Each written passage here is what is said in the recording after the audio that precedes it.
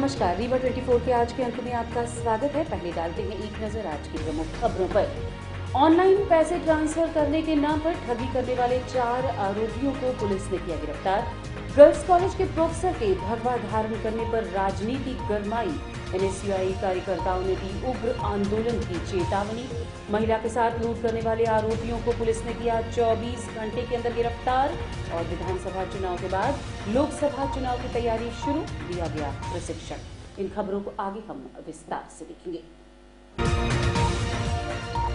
समान थाना पुलिस ने ऑनलाइन पैसा ट्रांसफर करने के नाम पर ठगी करने वाले 4 आरोपियों को गिरफ्तार किया है। 18 दिसंबर को फरियादी शनि कुमार यादव ने समान थाना पहुंचकर शिकायत दर्ज कराते हुए बताया कि शनि मोबाइल के नाम से वो दुकान चलाता है, जहां 16 दिसंबर को शाम 3 बजे 2 लोग पैसा ट्रांसफर करवाने आए और बोले कि आप मुझे 55,000 रुपए कैश दे दो, मैं आपके फोन पे डाल देता हूँ। 55,000 रुपए कैश देने के बाद उन लोगों ने 40,000 QR कोड से ट्रांसफर किए। तो मेरे द्वारा बोला गया कि 55,000 रुपए की जगह 40,000 क्यों किए? तो बोले 15,000 और कर रहा हूँ। मुझे लगा कि कर देंगे। मैं दूसरे कस्टमर को फोन दिखाने लगा तो ये लोग बाहर निकले और भाग गए। पुलिस ने शिकायत मिलने पर अपराध क्रमांक 444/23 धारा 420, 34 भारतीय दंड संहिता का क्रमांक 2 अज्ञात आरोपियों के विरुद्ध कायम कर जांच शुरू की। इस दौरान 18 दिसंबर को 4 साइबर ठगी करने वाले संदेही मिले, जिनसे पूछताछ के दौरान 4-5 बैंक अकाउंट अलग अलग नाम से मिले एवं कई मोबाइल फोन एवं ATM कार्ड बरामद हुए। आरोपी गणों द्वारा उपरोक्त अकाउंट में आए हुए पैसे ATM कार्ड एवं दुकानदारों से फोन पे के माध्यम से पैसा डालकर नगद प्राप्त कर रहे थे। आरोपियों ने बताया कि 16 दिसंबर को शनि मोबाइल शॉप में 15,000 रुपए की ठगी की बात कबूली। आरोपियों से 5,000 रुपए नगद बरामद किया गया है। पुलिस ने रुन्ना कुमार कुशवाहा, प्रद्युम्न कुमार कुशवाहा दोनों निवासी बिहार, रजनीश पटेल, मनीष पटेल निवासी रीवा को गिरफ्तार किया है। ये 16 तारीख को एक हमको शिकायत प्राप्त हुआ था थाने में कि यह एक कियोस्क सेंटर है, मोबाइल जहां मोबाइल दुकान है जहां से पैसे निकासी का भी काम होता है। वहां पे 2 लड़के आए और उस कियोस्क सेंटर में उनने बोला कि उनको कुछ नगद पैसे निकलवाना है अकाउंट से। तो वो उसने कियोस्क वाला तैयार हो गया। तो 2 लड़के थे, तो अलग अलग अकाउंट से उनने जो है 40 हजार रुपए उसके कियोस्क वाले के अकाउंट में ट्रांसफ़र किए और बोले कि नगद पैसा निकाल दो। उसने निकाल करके दे दिया। उसके बाद उसको कहा गया कि 15,000 रुपये और दे दो, मैं ट्रांसफ़र कर रहा हूँ। और 15,000 रुपये नगद दे दिया, लेकिन इनने ट्रांसफ़र नहीं किया और धीरे से वहाँ से निकल गए, जिसपे उसने शिकायत किया था। शिकायत करने के आधार पर हमने जो है साइबर सेल के माध्यम से उनको पता लगाया। तो जब हमने आरोपियों को पकड़ा, उनके मोबाइल वगैरह से डिटेल देखा, तो हमको ये पता चला कि ये दोनों जो आरोपी थे बिहार के थे और इसमें 2 लड़के और मिले हैं हमको, 4 लोग टोटल मिले हैं जो 2 रीवा के हैं। तो इनका ये था कि इनके पास जो अकाउंट है उन अकाउंटों में कोई फ्रॉड टाइप का पैसा आता है, जिसको ये लोग कैश के रूप में निकाल लेते हैं और फिर उसको दूसरे अकाउंट में जमा करते हैं। तो ऐसा करके इनने जो फ्रॉड किया था उसके साथ, तो उस पर हमने 420 और 34 का मामला कायम किया है और चारों आरोपियों को गिरफ्तार करके न्यायालय पेश किया गया है, जेल भेज दिया गया है। आगे की विवेचना हम कर रहे हैं कि इसमें किस तरह से ये लोग घटना को अंजाम देते हैं। सर, ये शहर में कितने लोगों को लगभग ऐसे चूना लगाए होंगे लगभग? अब अभी तो जानकारी पे अभी रीवा के संबंध में अभी जानकारी, पहली घटना ही हमें समझ में आ रही, लेकिन हम पता लगाने का प्रयास कर रहे हैं कि और कहाँ कहाँ ये लोग वारदात किए होंगे और उनके अकाउंट डिटेल वगैरह से जानकारी लेने का प्रयास कर रहे हैं। GDC कॉलेज के प्रोफेसर्स का एक फोटो वायरल हुआ है, जिसके बाद NSUI के कार्यकर्ताओं ने कलेक्टर को ज्ञापन सौंपकर उग्र आंदोलन की बात कही है।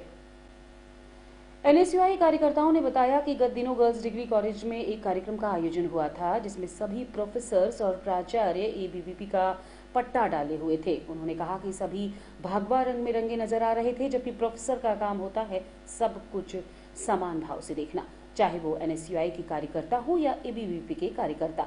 दोनों ही छात्र संगठन है और दोनों ही छात्रों के हितों के लिए काम करते आए हैं, लेकिन प्रोफेसर्स ने खुलेआम भगवा रंग धारण कर क्या संदेश देना चाहा, ये समझ से परे है।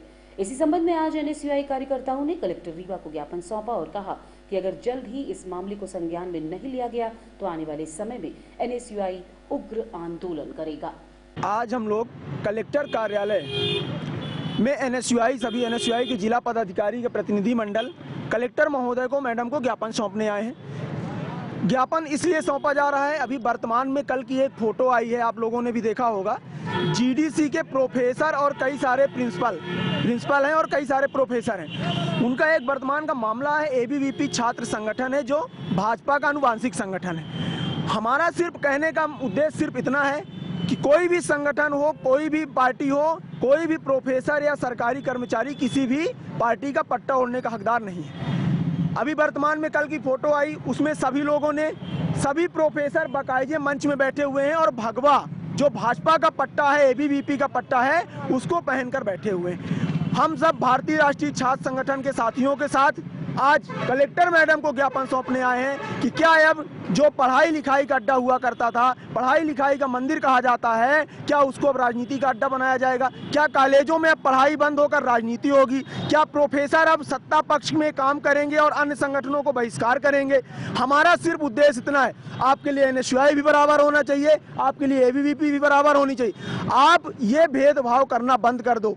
और आज ज्ञापन सौंपने का मुख्य उद्देश्य ये है कि इस पर कार्रवाई की जाए और कार्रवाई कर कर इनको कारण बताओ नोटिस जारी किया जाए कलेक्टर मैडम द्वारा।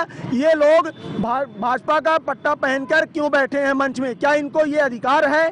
अगर ये अधिकार है तो एनएसयूआई को भी क्यों पट्टा पहन के नहीं घुसने दिया जाए? बराबर का भेदभाव क्यों नहीं किया जाता? एनएसयूआई को अलग तवज्जो, एबीवीपी को अलग। हम लोग बिना ड्रेस के अगर जाएं तो एनएसयूआई को नहीं घुसने दिए, वहां भाजपा का पट्टा पहन के बेकायदे बैठे हुए हैं। हमारा सिर्फ इतना मांग है आज कि हमारे एनएसयूआई पदाधिकारी आज मांग करने आए हैं कि इनके ऊपर कार्रवाई की जाए। और विधानसभा चुनाव के बाद मई माह में होने वाले लोकसभा चुनाव 2024 की तैयारियां शुरू कर दी गई हैं।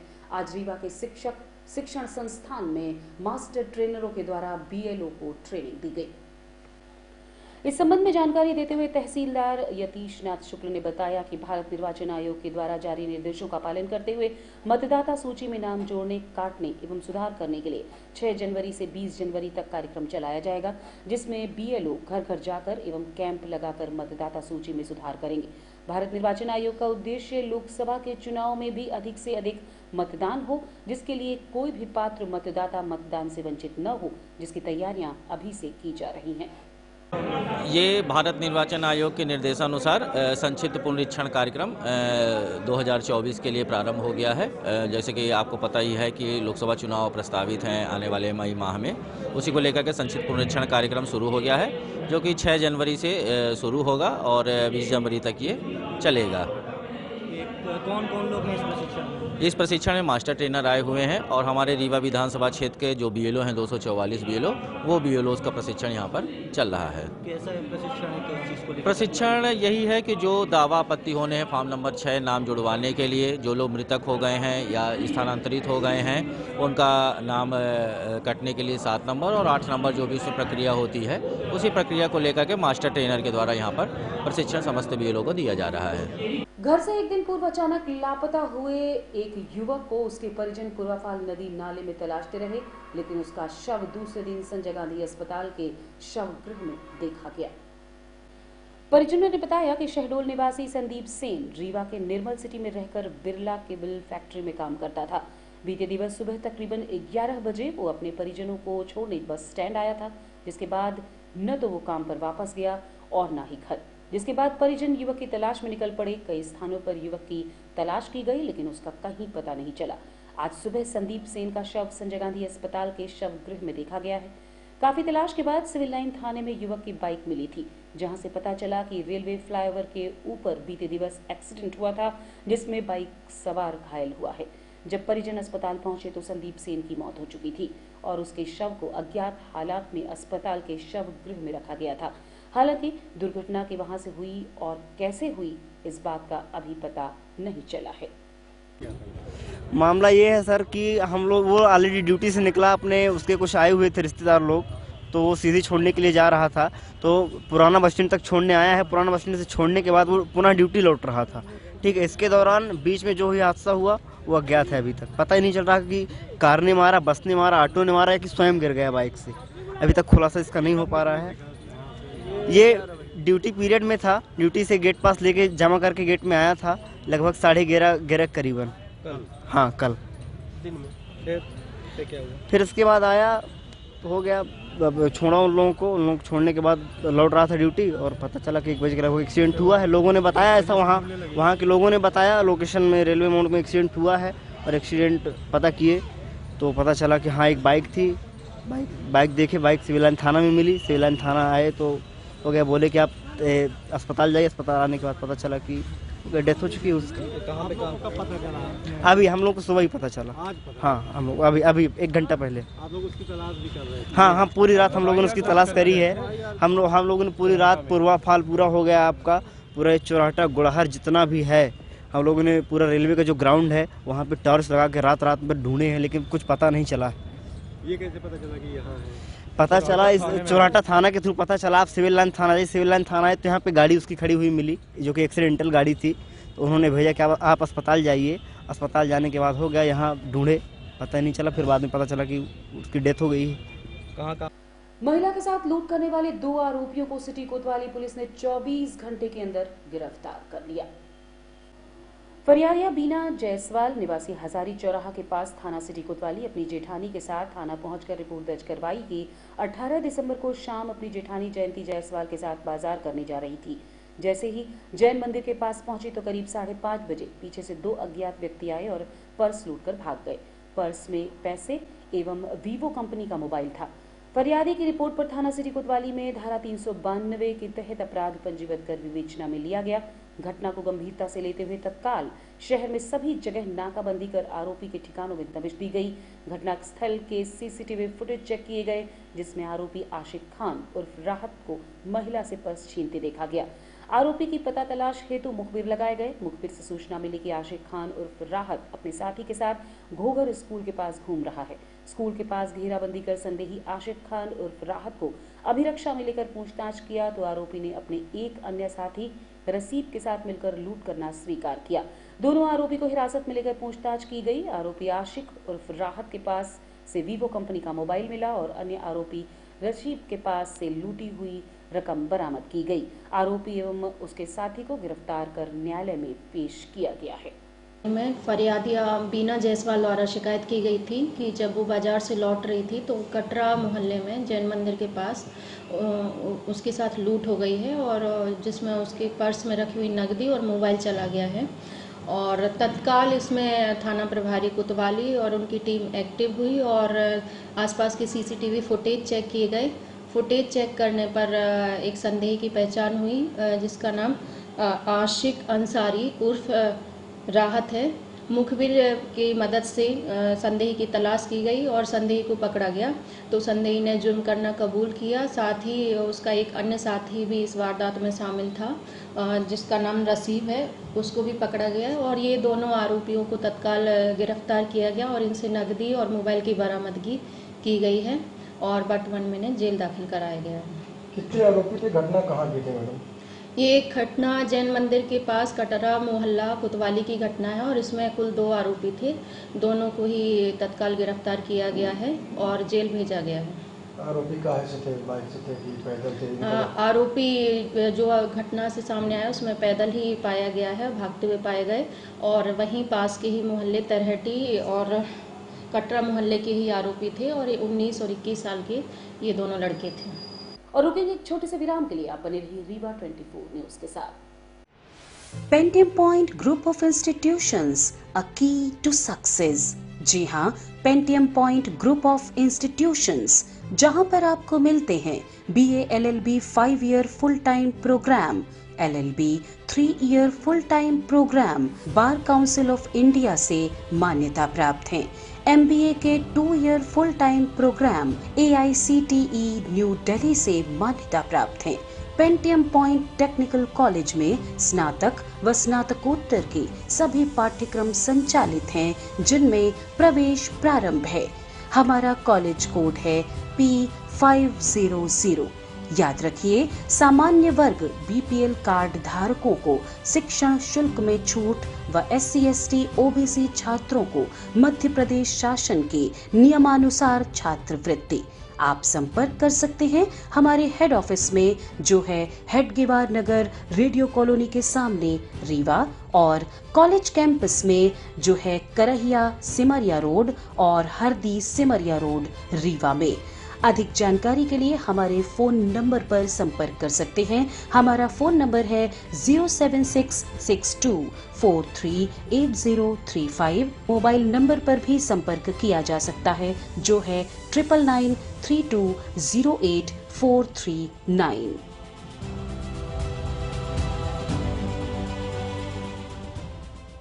डीजे संचालकों ने आज प्रशासन के दोहरे व्यवहार को लेकर ज्ञापन सौंपा है। डीजे संचालकों का कहना है कि प्रशासन दोहरे मापदंड अपना रहा है। जैसे ही ये सरकार आई, उन्होंने लाउड स्पीकर के उपयोग पर मानकों को फिक्स कर दिया। इसके बाद शादी विवाह में आप सिर्फ 70 डेसिबल के ही साउंड बजा सकेंगे, साथ ही 2 स्पीकर लगाए जा सकेंगे। लेकिन हाल ही में मेडिकल कॉलेज में आयोजित कार्यक्रम में 100 से 150 डीबी तक साउंड इस्तेमाल किया जा रहा है। वहीं काफी संख्या में स्पीकर इस्तेमाल किए जा रहे हैं, लेकिन प्रशासन द्वारा कहीं कोई कार्यवाही नहीं हुई। वहीं उपरहटी में भागवत चल रही है, जिसमें आधा दर्जन से अधिक लाउड स्पीकर लगे हैं एवं साउंड बॉक्स भी लगाए हुए हैं, जबकि पास ही सिटी कोतवाली थाना है, लेकिन कोई कार्यवाही नहीं हुई। डीजे संचालकों ने कहा कि उनके पास कमाने के लिए सिर्फ 2 ही महीने रहते हैं। ऐसे में अगर उनका काम में बाधा पड़ेगी तो कमाई कैसे होगी। इस संबंध में हमने डीजे संचालक प्रमुख राजीव वर्मा से बात की। सरकार बनी है, शपथ लेने के बाद माननीय मुख्यमंत्री जी ने सबसे पहले आदेश दिया है कि जो हमारे माननीय उच्च न्यायालय के आदेश हैं उनके अनुसार डीजे बजाया जाए, और जो हमें आदेश की कॉपी दी गई है उसके तहत सिर्फ 2 बॉक्स और 70 डेसिबल में हम साउंड चला सकते हैं। लेकिन यहाँ पे लगातार कई ऐसे बड़े कार्यक्रम हो रहे हैं, जैसे कि मेडिकल कॉलेज के कार्यक्रम लगातार लगे हैं, जहाँ पे 10 से 12 डब्बे लगाए जा रहे हैं, बॉक्स लगाए जा रहे हैं और तेज आवाज़ में साउंड बजाया जा रहा है, लेकिन उन्हें नहीं रोका जा रहा है। और बहुत सारी वीडियो हमने वीडियो कलेक्ट करके रखी हुई है। साउंड वहाँ पे 100-150 डेसिबल ऊपर चल रहा है, लेकिन कोई रोकने वाला नहीं है। 10 से 11 बजे तक साउंड चलता है, फिर भी कोई रोकने वाला नहीं है। और कल जब हमारे बारात की बात आएगी, जब हम लोग 2 पैसे कमाने के लिए सिर्फ 2 महीने हमारे पास हैं, क्योंकि मई में भी फिर से लगन नहीं है, तो 2 महीने जो हम काम करने वाले हैं उसमें सिर्फ 2 बॉक्स की परमिशन है, जिसमें काम हो ही नहीं सकता है। न ग्राहक हमें पैसे देगा, ऊपर से मारेगा अलग। तो हम ये चाहते हैं कि अगर हमारा बंद कर रहे हैं तो फिर सारे नियम एक जैसे हों, किसी राजनेता के कार्यक्रम ना हो या फिर किसी बड़े आदमी के कार्यक्रम ना हो। और रुकेंगे एक छोटे से विराम के लिए। आप बने रहिए रीवा 24 न्यूज के साथ। अब आपके शहर रीवा में पुष्पांजलि ग्रीन्स मैरिज गार्डन की हुई शुरुआत। शादी, बर्थडे पार्टी सहित अन्य कार्यक्रमों के लिए सर्व सुविधाओं के साथ आप सभी के लिए सस्ता एवं उचित दाम पर उपलब्ध है। 2 एकड़ से अधिक एरिया में बने मैरिज गार्डन में CCTV कैमरे एवं बेहतरीन पार्किंग व्यवस्था के साथ में 6 कमरे, अटैच लेट बाथरूम, उत्तम हॉल की व्यवस्था, इतना ही 4500 वर्ग फीट में निर्मित मैरिज हॉल सभी व्यवस्थाओं के साथ उपलब्ध है। पुष्पांजलि ग्रीन्स मैरिज गार्डन, बदराव स्थित शिल्पी ग्रीन्स के बगल में, गुड़ रोड, रीवा।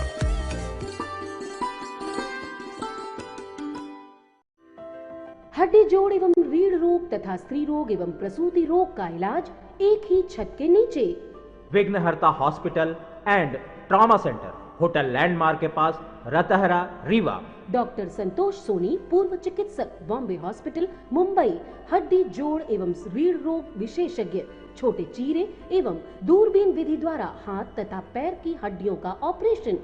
गठियाबात, जटिल एवं बिगड़े हुए फ्रैक्चर का बेहतर इलाज करते हैं डॉक्टर संतोष सोनी। विघ्नहर्ता हॉस्पिटल ट्रामा सेंटर में ही स्त्री एवं प्रसूत रोग विशेषज्ञ डॉक्टर शैलजा सोनी भी उपलब्ध हैं, जिनकी देखरेख में नॉर्मल डिलीवरी, सिजेरियन ऑपरेशन एवं बच्चेदानी से संबंधित ऑपरेशन की बेहतर सुविधा। संतानहीन दंपत्ति तत्काल संपर्क करें। विघ्नहर्ता hospital and trauma centre, hotel landmark के पास, रतहरा, रीवा। सुविधाजनक एवं सफल इलाज हेतु आज ही संपर्क करें। विघ्नहर्ता hospital and trauma centre, hotel landmark के पास, रतहरा, रीवा। मोबाइल नंबर 7828781983 अथवा 8462956774 पर।